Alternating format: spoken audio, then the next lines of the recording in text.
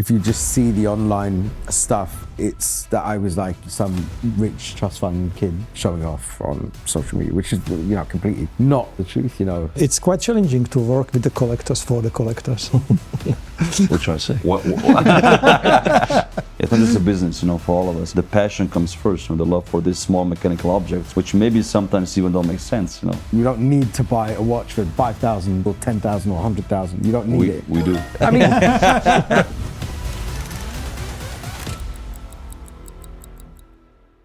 Today is a bit different. Usually I sit down with one person, a watchmaker, founder of a brand, who's gonna be at this beautiful fair happening this year called The Escapement. But today's a bit different. I have the people behind The Escapement, the people without whom The Escapement wouldn't even exist. With some of the founders here. How are you guys? Thank you for coming. thank you. Thank you for having us. So you're all involved in The Escapement in different roles, different scopes, and you're all from different countries as well, which makes the whole experience fun because we all come together for the love of watchmaking. Who are you, Anish, outside of this, social media life? People see the stories, the watches, the cars, the locations, the caveat, but who is Anish when the cameras are off? I mean, the same person, I suppose. I think the persona that came out previously, and maybe less so now, was very much about opulence, but that wasn't the idea. Actually, the idea was more to bring watches into a real life environment. It wasn't so much about show off environment. When I started to see a watch, it would be like either floating in space as like a kind of rendering or on like a velvet tray.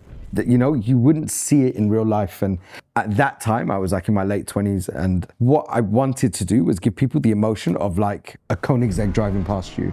And you see that and you're like, wow. And do that with a photograph. What that translated to was taking a watch and putting it into a real life environment, which then translated to me having access to more and more opulent locations and places and things and cars and jets and whatever.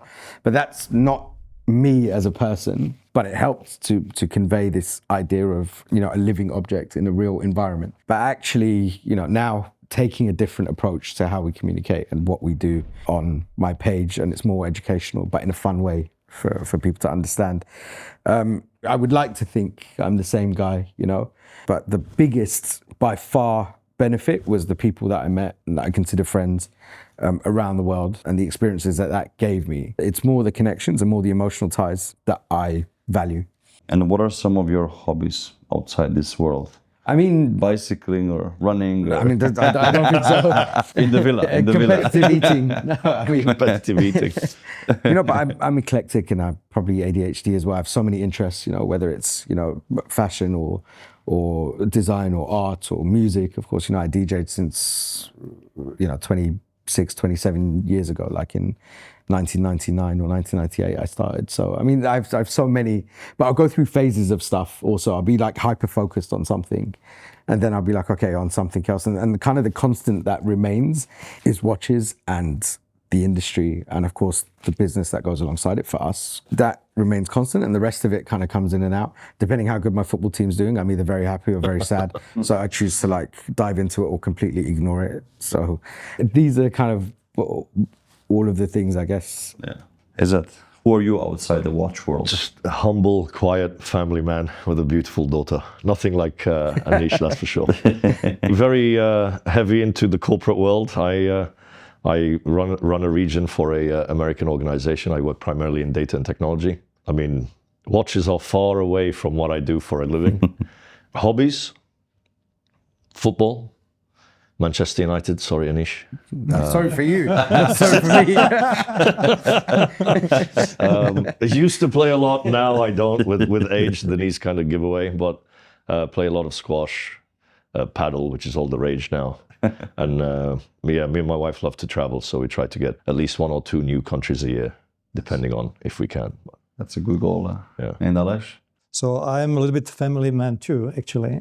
Not with small children, but I have my family and I like it.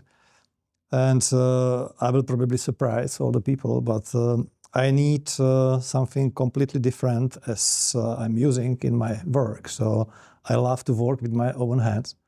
I work with the wood, I make sculptures, furniture, and something like that. Nice. Yeah. There we go. Which will be at the Escape. First exhibition. Anish, you've traveled the world, seen many fairs, many watches, collectors, brands. Yeah. You're my big inspiration. When I started 10 years ago, I was looking up to you, like seeing you on the fair with the rolls and the photographers and the crazy grubbles on your wrist. Right. Crazy girls on my wrist. Grubbles.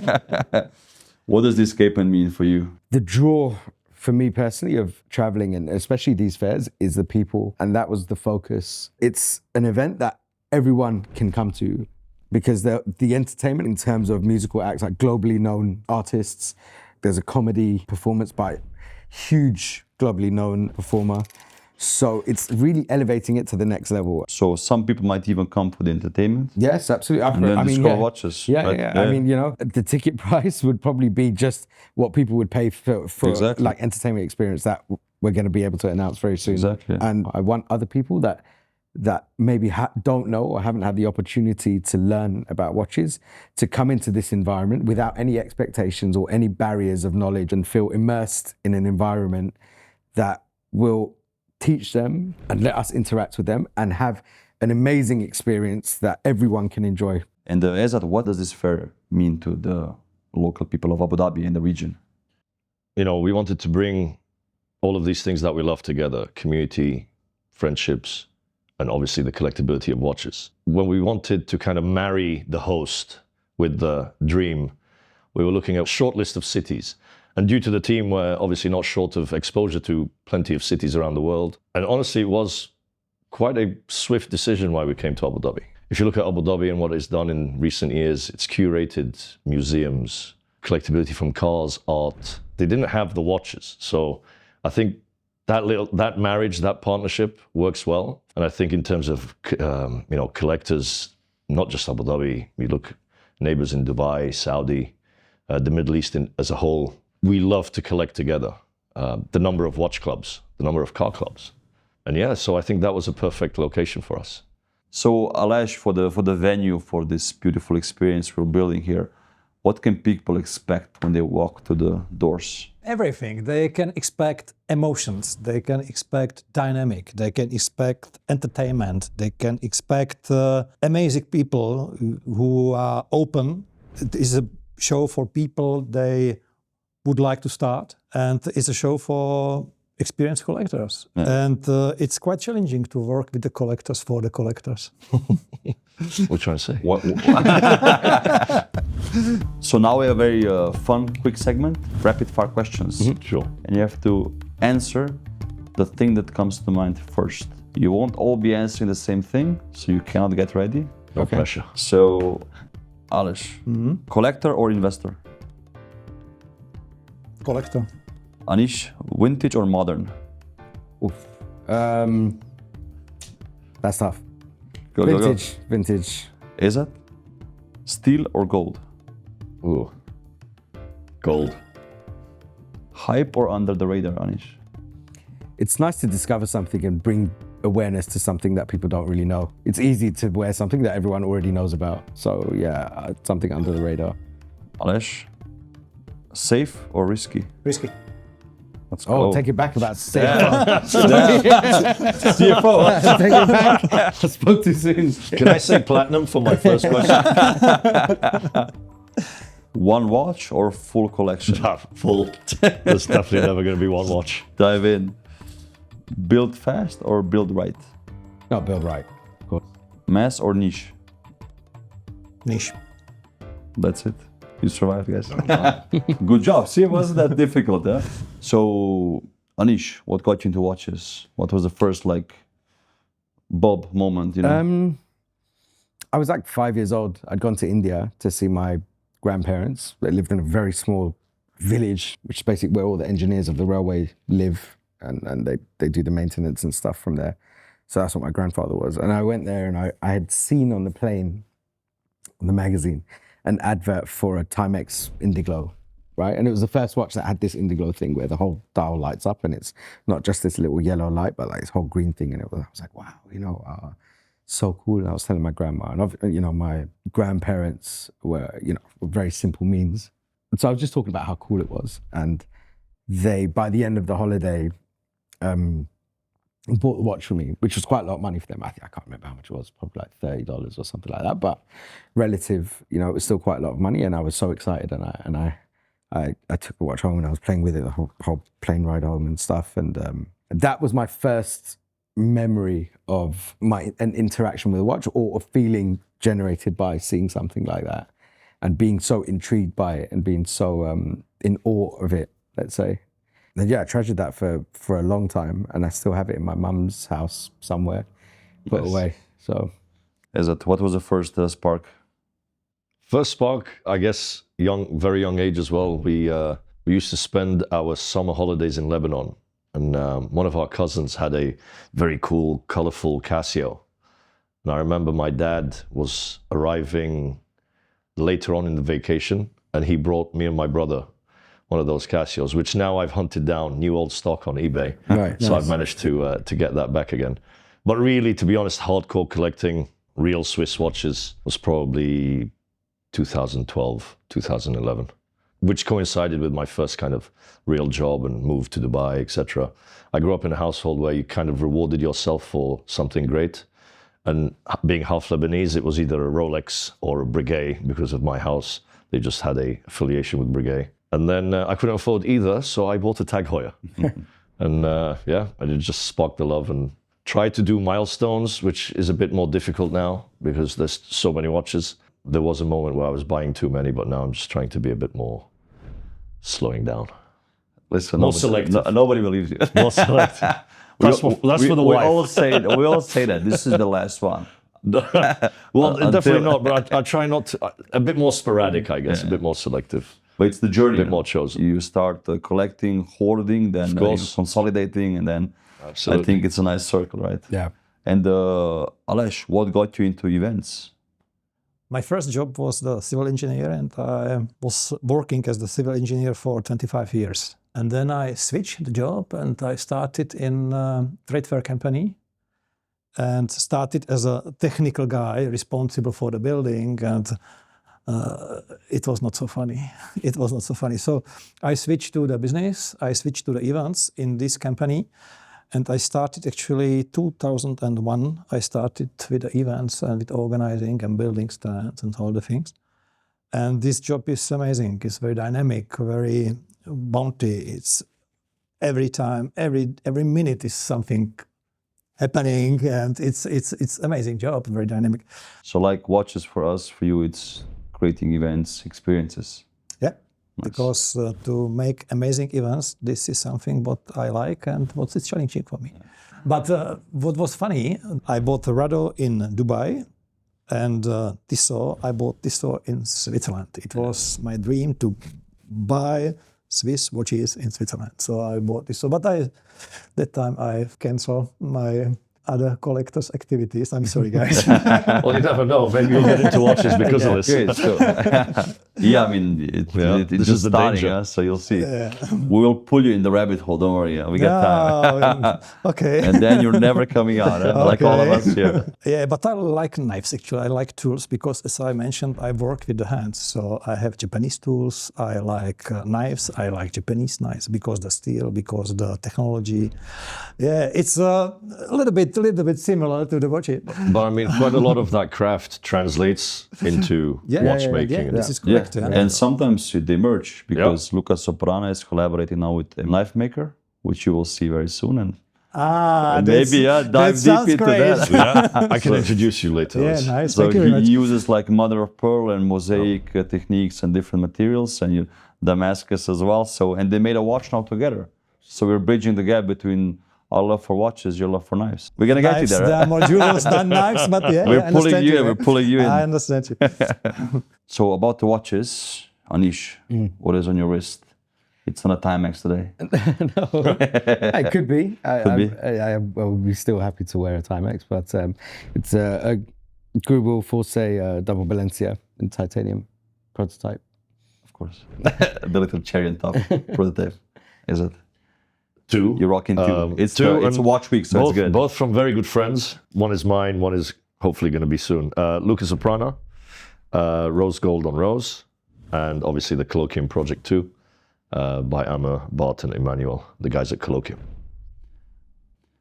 Don't ask me. Don't ask me. See, we go back to, you know... It's that Moser Apple Watch. Exactly, you can't see it, but- Delivered by courier, by the way. Listen, we need you to be, you know, taking care of the logistics and everything, so I think... Risk management. It's useful, Risk you know. management, It's a exactly. tool again. But Anish, how many collectors do you know who wear a mechanical watch on the left side and a so many. smartwatch on the right Yeah, side? yeah, so many, or a Whoop or something like this. Yeah, of course, absolutely, so many. So I'm not a lost person. Yeah? No.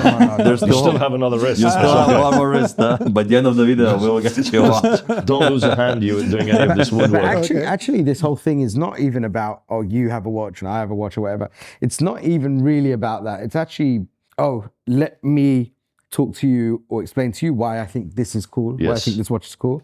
And let me listen to you about why knives are cool, you know, and let me understand that because that's interesting. And that is actually what it's about. It's not about the ownership. If you're passionate about something, you want other people to be passionate about it. And that's kind of what the event is. It's not meant to be like, here's like a closed members club of, you know, only people that are super nerdy about watches. It's meant to be like, this is what we love. And we want to show why we love it. And maybe they'll fall in love with it too. Yeah. The Escapement is not an exhibition where we are asking brands to bring watches and showcase them. We're all about the experience. So, you know, some of us are very lucky to experience very, very bespoke kind of collaborations with brands. Some of us might collect in silos on our own and have no idea such communities exist apart from through Instagram. But we are trying to, reward current collectors by giving them what they've wanted for so long. But we're also definitely wanting to grow this community by bringing in new, passionate people who may not have the means now, but will be the power buyers of tomorrow. You never know. So that's kind of what we want to bring for this community. This was all for you, Ales. Yes. We'll get you one day. No pressure. Most difficult thing is the first step, right? Exactly. But you've done it already with the Tissot and a Rada. So there you go. You're halfway there. That's small steps. And the Rada was my first luxury watch. Yeah. I had to pay it in 3 months off. They used ceramic that time. It Yeah, was really, exactly, really exactly. cool that time. And when I got it, I took a Victorinox knife and I had to scratch it. My brother thought I'm stupid. Didn't work. So Right. Rada is good. Small brilliance on the face. It's really nice. Exactly. Anish, we spoke about before the online persona, the offline persona. What do some people get wrong about you today? Somehow, from a lot of people that haven't met me, if you just see the online stuff, it's that I was like, you know, some rich, you know, trust fund kid, something like this, that just had a lot of money and was going around, you know, just spending it and showing off on social media, which is, you know, completely not the truth. You know, I was very lucky. I had an amazing childhood, but my parents worked very hard. You know, we had a convenience store in London, which was like, you know, sweets and newspapers and stuff like this. So, you know, they were working like 16, 17-hour days, 7 days a week. And then me from the age of 8 was doing the paper rounds and, you know, working in the shop and whatever. So, but actually what that did is it helped me to develop a lot of social skills because you meet people, even at a young age. I think I was like serving people at the till at like 10, you know? So you talk to people and there's so many different people that come in for stuff, you know, 7 a.m. for milk or, you know, at 9 p.m., you know, drunk already for like crisps or cigarettes or whatever it is. So actually you meet so many different people that you start to learn how to interact with people like of all different backgrounds and ways of developing your way of communicating with people. So actually, you know, something like that helped me a lot later in life. You know, it's only when you look back, it's like, oh, was that like a Mr. Miyagi Karate Kid moment, you know, developing this good role. communication skill set in a way. But yeah, that you know, to your point, that's probably one misconception. I don't really know many other, maybe there are, maybe they're not, but at the end of the day, you know, I try to be quite open and, you know, I'm very happy to talk to anyone that I meet. And you're a very chill guy. And when people meet you, you're very nice and humble to them as well. Thank you. And because of my YouTube, it happens to me nowadays. And people, and I tell them I'm just a guy who likes watches. Yeah. I'm not in this for the fame or the champagne or the caviar. I just like the craftsmanship. And they're like, oh, you're very chill to talk to. I'm like, yeah, we love watches. Yeah. Don't matter where you come from, you know. Yeah. So I tell the brands the same thing. You always have to be respectful to everybody because like 10 years ago, I couldn't afford this. Now I have it, my dream watch. So just Be a normal human being, be nice to each other, and that's it. Of course. You know? Yeah, be nice. Be nice. It's nice. Ginger Arab. I mean, it's tough. It's a tough life. Now I have a challenge for you guys. Each one of you will get a piece of paper. Okay. You will have 2 minutes to draw a watch of any kind, pocket, table, wrist, or whatever. And then you have 1 minute to explain it, what you drew, My goodness. and set a price to it. You guys ready? Perfect. Okay. I can't draw. So guys, you ready? Yeah. Sure. Okay. Let's go. Look at the CFO. Huh? Took a glass for the maker. This is smart. Sorry. 10 seconds passed. It's a watch, not a stage. Huh? I think you got enough work on your hands there, Ezzat. So Ales is utilizing his woodworking skills now to draw. This is horrendous. I don't think so. 30 seconds passed, you have 1.5 minutes left. Anish is drawing some fruits here. How are you guys feeling so far? Confident? No, not at all. 1 minute passed, you have 1 minute left. And the cool thing is, guys, for everybody who's going to visit the escapement, you'll be actually able to see what Recep Recepi, what Roman Gauthier, what Michel from Gröbel, and all the other guests will have drew. So we're going to bring the online experience to you, to the fair offline. Okay, we have half a minute left. Ezzat, stop looking at He got the assignment way too early. Yeah. He got the assignment I'm sure he before. heard about this. No, this I mean, is... this is horrendous. 20 seconds left. Unless is that you can do some contouring or shadowing. Okay. For a non-watch guy, you're really quick. So I'm starting to doubt the whole. I'm just a guy. Actually, yes. 5, 4, 3, 2, 1. Boom. Pencils down. Ezzat, pencils down. Let's go. Burn it. So, because you were so confident, Ales, Yes. please show the drawing Okay, guys. to the camera So and explain what is it, how much is it, and when will you buy it? we are in Geneva, right? In Geneva, exactly. Okay, in Geneva. So in our country, if it's something impossible or something unbelievable, we call it watch with fontaines. So I think such watches should be made once. So this is the side view, and this is the fontaine. This should be there, and this is the view from the up. So there are watches with fontaine. You know what you, I think, did? Your subconscious drew the clock, the flower clock on the... Yeah. And the fountain, huh? Exactly. Something unbelievable, something This which is where you really not know who's possible. creative and who isn't. Yeah. Yeah. Is that? Absolutely nothing. Show us the picture. So, inspired lugs by DB28. Sorry, guys, I really butchered this. But what? The DB28 lugs. This is what that's supposed to be like the flexi. And I got as far as putting numbers 2, 8, 3, and 7 because my daughter was born on the 28th of July, 23. And that's a thing that I kind of do with watches after that. So I actually have a personalized few watches, and everybody jokes about the second child, if I ever have one, is probably when I declare bankruptcy. But yeah, I'm afraid you told your pin just now. yeah. But if anyone is willing to make this horrendous thing, the price should be very low because I don't just to gain some traction. Maybe $20 For aspiring collectors. for aspiring collectors. Exactly.